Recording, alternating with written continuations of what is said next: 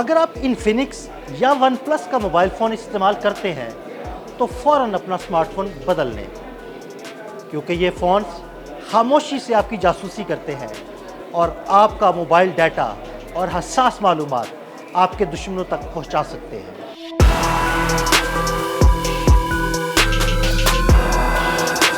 جدید دور میں جہاں سمارٹ فون ہماری زندگیوں کا اہم حصہ بن چکے ہیں، وہیں دو معروف model mobile phone brands Infinix اور ون پلس پر جاسوسی کے سنگین الزامات سامنے آئے ہیں، جن سے صارفین کی پرائیویسی اور ذاتی معلومات شدید خطرے میں پڑ گئی ہے۔ دونوں کمپنیوں پر خفیہ ڈیٹا چرانے، جاسوسی کرنے اور صارفین کی اجازت کے بغیر حساس معلومات شیئر کرنے کے الزام ہیں۔ ٹرانزیشن ہولڈنگز کے تحت چلنے والے انفینکس فونز کے بارے میں سیکیورٹی نامی سیکیورٹی ادارے نے 2020 میں انکشاف کیا تھا کہ ان فونز میں ایکس ہیلپر اور ٹرائیڈا جیسے خطرناک مالویئر پہلے سے انسٹال ہوتے ہیں۔ یہ ایپلیکیشنز پس منظر میں کام کرتے ہوئے صارف کے علم کے بغیر اسے مہنگی سبسکرپشن سروسز میں رجسٹر کرتی ہے، جس سے کروڑوں صارفین کے موبائل بیلنس بغیر اجازت ختم ہو جاتے ہیں۔ 2024 کے آخر میں انفینکس کے کچھ ماڈلز میں دو سنگین خامیاں بھی سامنے آئیں، جس میں کوئی بھی مقامی ایپ صارف کی اجازت کے بغیر فون کو فیکٹری ریسیٹ کر سکتی تھی، جبکہ ایک خراب کنفیگریشن والی ویدر ایپ کے ذریعے ایپس کو صارف کی لوکیشن تک رسائی حاصل ہو جاتی تھی۔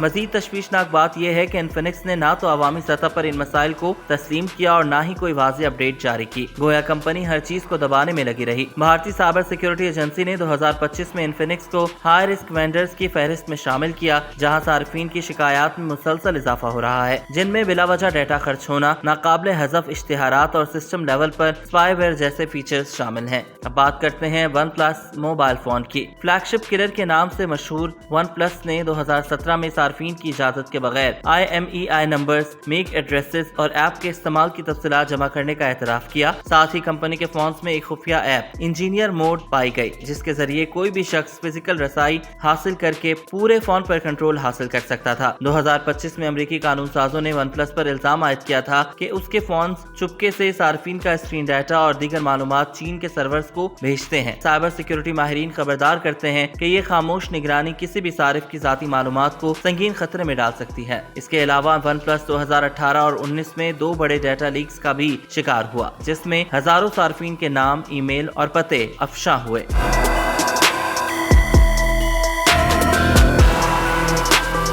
اگرچہ ZTE پر براہ راست نجی معلومات چرانے کا الزام نہیں، مگر یہ کمپنی امریکی اور یورپی یونین میں پہلے ہی ممنوع ہے، کیونکہ اس پر چینی حکومت کو نگرانی کی سہولت دینے کا الزام ہے۔ 2018 میں امریکہ نے ZTE کو اینٹی لسٹ میں شامل کیا تھا، جہاں وہ آج بھی موجود ہے۔ تو جناب، اگر آپ اپنا فون ذاتی ویڈیوز، حساس پیغامات یا دفتری معاملات کے لیے استعمال کرتے ہیں تو انفینکس اور ون پلس جیسے برانڈز پر بھروسہ کرنا خطرناک ہو سکتا ہے۔ مسلسل میلویئر، خاموش ڈیٹا منتقلی اور کمپنیوں کی جانب سے غیر شفاف رویے اس بات کا ثبوت ہیں کہ صارف کی رازداری ان کے لیے کوئی اہمیت نہیں رکھتی۔